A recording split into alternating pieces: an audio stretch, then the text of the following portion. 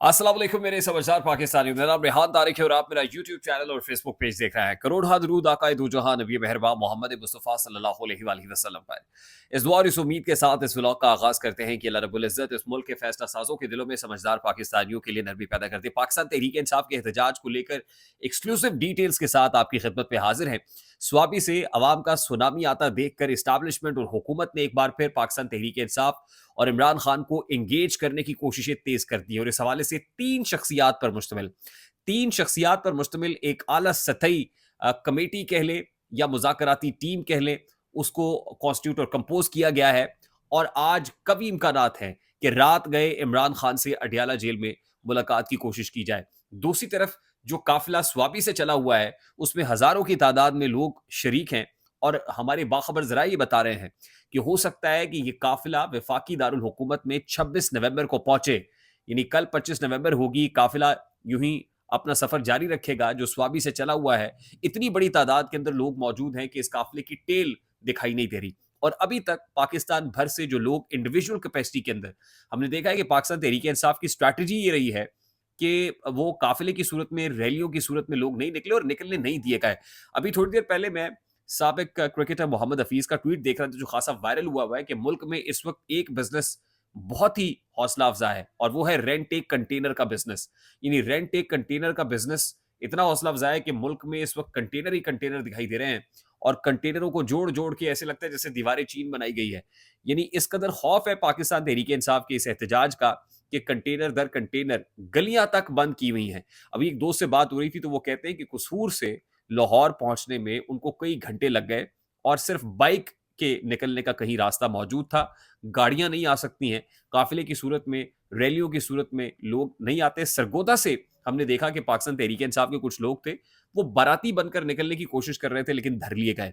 तो लोगों ने कोशिश बड़ी की है लेकिन इंडिविजुअल कैपेसिटी के अंदर लोग निकले। मैं फवाद चौधरी और दीगर को देख रहा था, कुछ लोग ऐसे हैं पाकिस्तान तहरीक इंसाफ के जो इस्लामाबाद पहुंच चुके हैं और वो इंडिविजुअल कैपेसिटी में पहुंचे हैं, इंफरादी हैसियत में पहुंचे हैं और वो उस वक्त पीटीआई के काफिले को ज्वाइन करेंगे जब स्वाबी से चलने वाला काफिला इस्लामाबाद में पहुंचेगा। जाहिर है अब कयादत की जानिब से अब की बार जो स्ट्रैटेजी अपनाई गई है और बुशरा बीबी ने जो डायरेक्शंस, इमरान खान साहब की जो इंस्ट्रक्शंस लीडरशिप तक पहुंचाई थी वो ये थी कि गिरफ्तार कोई नहीं होगा।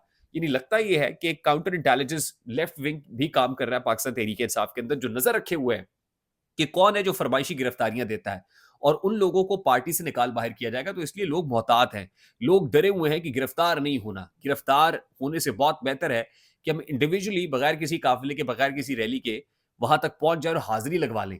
इसका मतलब यह है कि लीडर्स तो इस वक्त सारे ही दिखाई दे रहे हैं, कोई एक लीडर नहीं है, सभी लीडर्स होंगे, सब लोग पहुंचेंगे डी चौक में। और अब की बार डी चौक से पलटना लौटना सिर्फ इमरान खान की कॉल के साथ मशरूत होगा और सिर्फ इमरान खान नहीं बल्कि बुशरा बीबी भी काफिले के अंदर मौजूद है। तो अब की बार उल्टे पांव लौटना खासा मुश्किल दिखाई दे रहा है और सर बकफ होके लोग निकले हुए हैं। अब की बार अगर कोई गद्दारी करेगा तो लगता यह है कि फिर अवाम नहीं छोड़ेंगे। जो अवाम का ठाठे मारता हुआ समंदर वहां केपीके से आ रहा है तो फिर वो वहीं पर अपने लीडर्स को भी मिलिया मीट कर देगा, यूं ही पैरों तले रौंद के चला जाएगा। क्योंकि अब की बार फाइनल कॉल है और इस फाइनल कॉल में कुछ ना कुछ तो होगा। जो लोग पूछ रहे हैं कि होगा क्या, तो ये बात तो तय है कि कुछ ना कुछ होने जा रहा है। और शायद यही वजह है कि इसको देखते हुए, फोर्स ही करते हुए अब इस्टेब्लिशमेंट और हुकूमत ने एक बार फिर पाकिस्तान तहरीक इंसाफ को और इमरान खान को एंगेज करने की कोशिश की है। सवाल यह है कि डेडलॉक किस जगह पर है। जरा इस हवाले से बता रहे हैं कि फिर तिफल तसलियां दी जा रही हैं और पाकिस्तान तहरीक इंसाफ को यह कन्वे किया जा रहा है कि हम इंतखाबात की जो प्रॉब है 8 फरवरी के इलेक्शंस की, आप ये कहते हैं हमारा मैंडेट वापस करें, तो इस तरह से मैंडेट वापस नहीं, उसका एक तरीका, एक प्रोसेस बना लेते हैं। हम वो कोई ट्राइब्यूनल या कोई जुडिशियल जो जो कहते हैं कि कमीशन, इंक्वायरी कमीशन बनाते हैं, उसको तश्कील देते हैं और तब तक जो है, जब तक ये इंक्वायरी कंप्लीट नहीं होती तब तक आप एहतजाज को मौखर कर दें। नंबर 1 ये। नंबर 2 बात ये है कि जो अंडर ट्रायल कैदी हैं, असीरान हैं, उनकी रिहाई से मुताल्लिक वो कहते हैं कि उसके लिए भी कोर्ट्स के ऊपर छोड़ दें, ड्यू प्रोसेस ऑफ लॉ को फॉलो करें। यानी हुकूमत किसी भी जगह पे को ब्रीदिंग स्पेस देने को तैयार नहीं है, बल्कि उल्टा वो ये कह रहे हैं कि देखिए हमने कॉन्फिडेंस बिल्डिंग मेजर किया बुशरा बीबी को छोड़ के, लेकिन पाकिस्तान तहरीक इंसाफ ने फिर जो है अपनी रविश नहीं बदली है। ये हुकूमत का स्टांस है।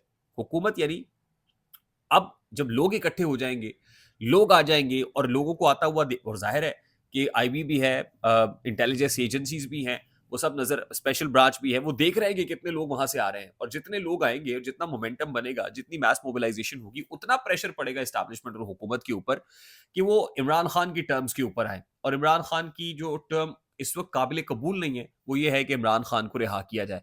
और जाहिर है इमरान खान का रिहा होना हुकूमत अफोर्ड नहीं कर सकती। उन्हें पता है इमरान खान अगर बाहर आ जाएगा तो फिर हुकूमत नहीं रहेगी, फिर स्टेटस को बरकरार नहीं रहेगा, फिर जो है वो ऐसी जान पड़ेगी पाकिस्तान तहरीक इंसाफ के अंदर एक बार फिर से कि जैसे मुर्दे में एक बार फिर से जान आ जाती है। तो हुकूमत तो कभी भी अफोर्ड नहीं कर सकती कि इमरान खान को रिलीज किया जाए।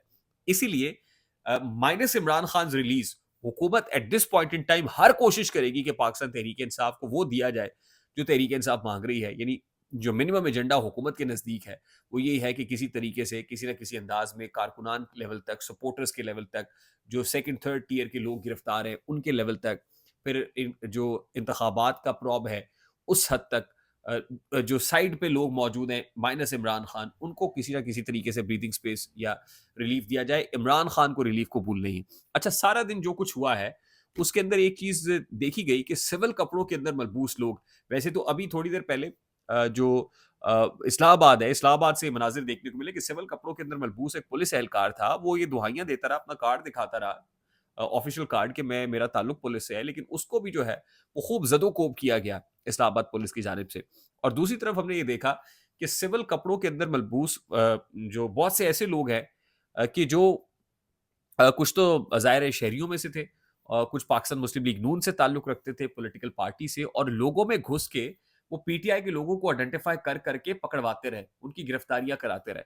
वो विजुअल्स भी आज हमारी टीम ने हम तक भेजे, खास तौर पे लाहौर बत्ती चौक के करीब से, कि जहां पर पाकिस्तान यानी पॉलिटिकल अपोनेंट्स जो हैं, आप अंदाजा कर लीजिए कि पॉलिटिकल अपोनेंट्स ये कोई एजेंसियों के लोग नहीं है, एस्टैब्लिशमेंट के लोग नहीं है, पॉलिटिकल सियासी लोग हैं। और सियासी लोग जब ये काम करने लगेंगे, अपने सियासी मुखालिफिन को घुस के गिरफ्तार कराएंगे, आइडेंटिफाई करेंगे, पॉइंट आउट करेंगे, तो फिर कहाँ की जमहूरियत है? क्या फिर आपके ऊपर ये वक्त नहीं आएगा?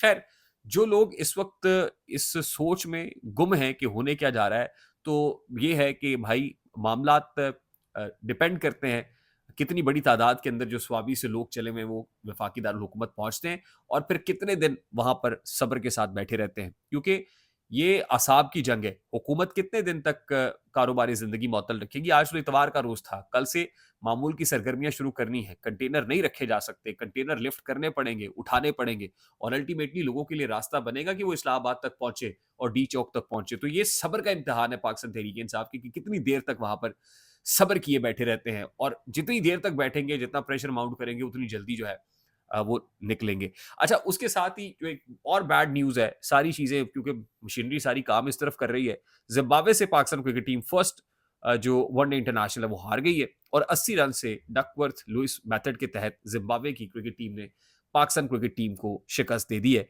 जो एक बड़ी बैड न्यूज़ है। और मैंने एक खबर तो शेयर की थी सुबह, जो पारा चिनार के अंदर हो रहा है, जो असल में फ़ोकस और जो तवज्जो देने की चीज़ें हैं, वहाँ पर कोई तवज्जो नहीं है, और सारी की सारी तवज्जो इस वक्त पाकिस्तान तहरीक इंसाफ को कोऑर्डिनेट करने पे। आई होप मेरी बात आप तक पहुंची होगी।